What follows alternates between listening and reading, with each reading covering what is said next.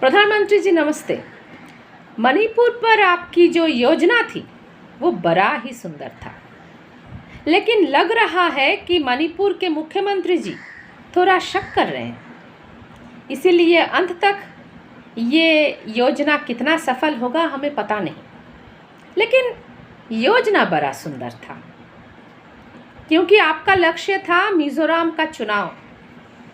मिज़ोरम की जनसंख्या क्रिश्चियन आदिवासी हैं और आपको वोट देने से पहले उनको ये जानना है कि मणिपुर के आदिवासियों को से दिया हुआ जो वादा था अमित शाह जी का कि उनका जो समस्या है वो हल कर दिया जाएगा, उन्होंने वो निभाया कि नहीं निभाया।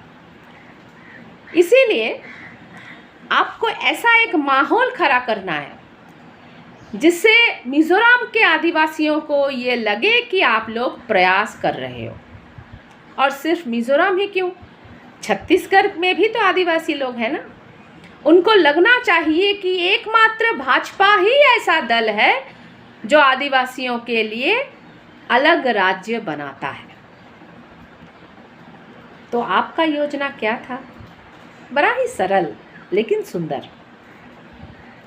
कुकी लैंड का जो मांग है वो फिर से उभर कर सामने लाना है और इस तरह से लाना है, इस तरह का माहौल खड़ा करना है जिससे लगे कि आपका दोष नहीं है। सांप तो मरे लेकिन लाठी ना टूटे, क्योंकि मणिपुर में ज़्यादा से ज़्यादा भाजपा के जो विधायक और मंत्री हैं, मुख्यमंत्री भी वो मैतेई के हैं।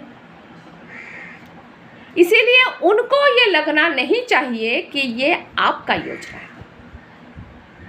लेकिन मैं पहले ही कह चुकी हूँ कि आजकल वो शक कर रहे हैं, लेकिन इसके बारे में मैं बाद में आती हूँ। तो ऐसा माहौल खड़ा करने के लिए आपके पास सिर्फ एक ही सामने चीज़ थी, उसके अलावा और कोई चारा नहीं था, और वो है 2008 का संधि, शांति संधि, जिसको किसी भी प्रकार से आपको रद्द करना था। लेकिन ऐसे रद्द करना था कि कुकी लोगों को ना लगे कि आपने रद्द करवाया।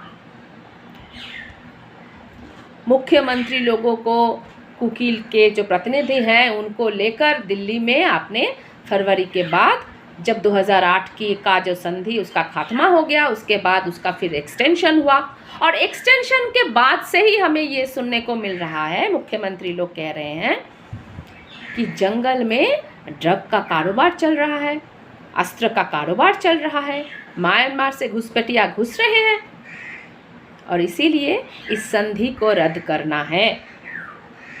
कभी कभार हमें सुनने को मिल रहा है कि अमित शाह जी इसके खिलाफ है, रद्द करने के खिलाफ है। लेकिन आपका जो आंखों का तारा मुख्यमंत्री, वो इतना साहसी, इतना बदतमीज नहीं है कि केंद्रीय सरकार, केंद्रीय नेतृत्व के खिलाफ होते हुए भी वो उनको लागू करे।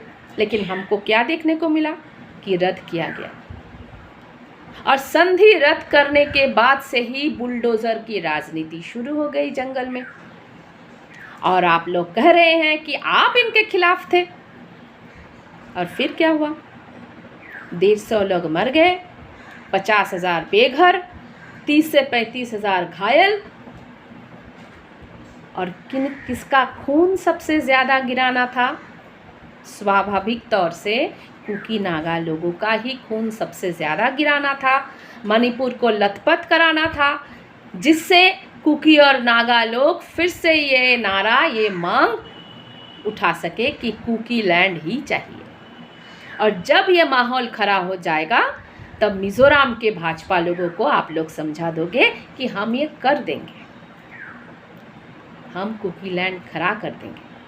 और सिर्फ मिज़ोरम ही क्यों, छत्तीसगढ़ में भी आदिवासी लोग रहते हैं, और सिर्फ छत्तीसगढ़ ही क्यों, जैसे पश्चिम बंगाल में गोरखा हैं, कामतापुरी हैं, उनके जो मांग है वो भी शक्तिशाली बन जाएगा। लेकिन हम लोग देख रहे हैं कि पिछले सप्ताह आपके मुख्यमंत्री प्रतिनिधि दल को लेकर राजनाथ सिंह से मिलने गए, और मिलकर ये बोलकर आए कि हम नहीं चाहते हैं मणिपुर में फिर से कुकीलैंड का नारा सामने आए। हम लोग नहीं चाहते हैं मणिपुर का जो सीमांत है उसमें कोई भी तोड़फोड़ हो। तो उनको भी शक होने लगा। अब तो अमेरिका में है, इसीलिए एक अंग्रेजी गाना सुना रही हूँ। Listen how many deaths will it take till he knows too many people have died. Bob Dylan को लगा था कि लाश की संख्या ज़रूरी है ना समझ को समझदार बनाने के लिए, लेकिन हमारी देश की सुप्रीम कोर्ट को लाश की संख्या नहीं, लाश का चरित्र चाहिए।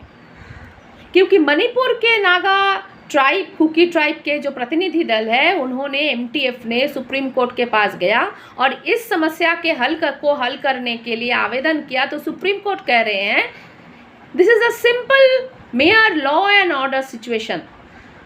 तो बॉब डिलान के अनुसार 150 लाश काफ़ी नहीं है सुप्रीम कोर्ट के लिए, लेकिन ऐसी बात नहीं है।